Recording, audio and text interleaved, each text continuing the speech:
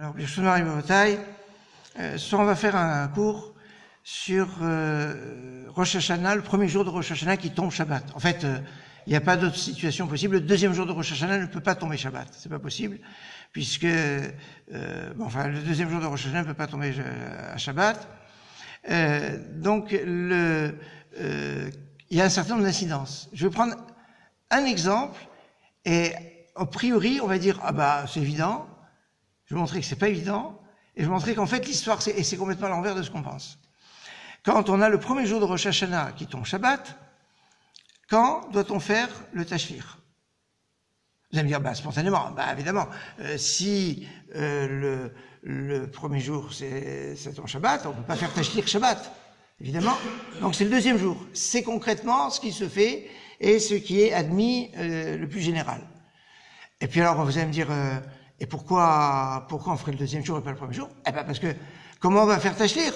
Il faut qu'on amène les livres. Et si on amène les livres, et donc c'est porté. Si déjà, pour le shofar, de craindre qu'une personne va porter le shofar, on a annulé la mitzvah de la Torah de sonner du shofar le premier jour de Rosh Hashanah, de craindre qu'une personne va porter, là c'est sûr que tout le monde va porter son livre pour lire qui connaît le tashlir par cœur. C'est impensable. Donc c'est évident.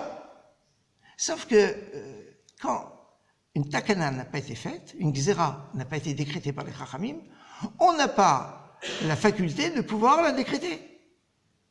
Alors vous allez me dire, alors maintenant, il y a des villes où il y a de toute façon un hérouf, en Israël. C'est classique des villes où il y a un hérouf. Et donc, il pourrait aller avec le livre à faire le tashlir. Premier point. Deuxième point, mais qui a dit qu'on a besoin des livres? Sauf, c'est quoi tashlir? C'est deux versets. C'est des psukim qui sont connus. Attendez, des psukim de la Torah, enfin du Tanakh, on n'a pas le droit de les dire de tête. C'est un sourd. Donc on est obligé de prendre un livre. Non.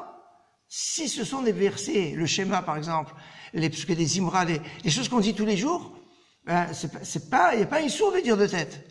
Et Miel Kamocha, no se avant de pécha, est-ce que ça fait partie de la tefila? Bien sûr, ça fait partie de la tefila. C'est dans la prière qui est juste après la Akedat Yitzhak. Donc après la Akedat Yitzhak, on cite ce verset donc tous les jours, donc on peut le connaître par cœur.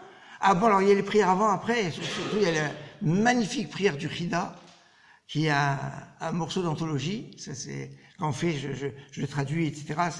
C'est magnifique. Alors ça c'est sûr qu'on ne peut pas la connaître par cœur, parce que on la fait une fois par an. Donc, mais enfin bon, on n'est pas obligé de faire la tefila du Chida. S'il faut juste dire Miel Kamocha no servom, on pourrait le faire, et on va dire à tout le monde, attention, il ne faut pas porter les livres, et on pourrait faire comme ça. Oui? Alors, j'y arrive. Toute la problématique maintenant va être, mais attendez, qu'est-ce qui a dit qu'on était obligé d'aller à côté d'un fleuve ou de la mer? Enfin, a priori, c'est comme ça qu'on dit tashlir, on va à la mer. Mais maintenant, à Jérusalem, aller à un fleuve ou à la mer, c'est pas évident. Donc l'habitude à Jérusalem, c'est de faire tashlir devant un robinet, ou devant un tonneau d'eau, ou un seau d'eau, ou un truc d'eau. Et donc dans ce cas-là, on peut faire tashlir même à la maison.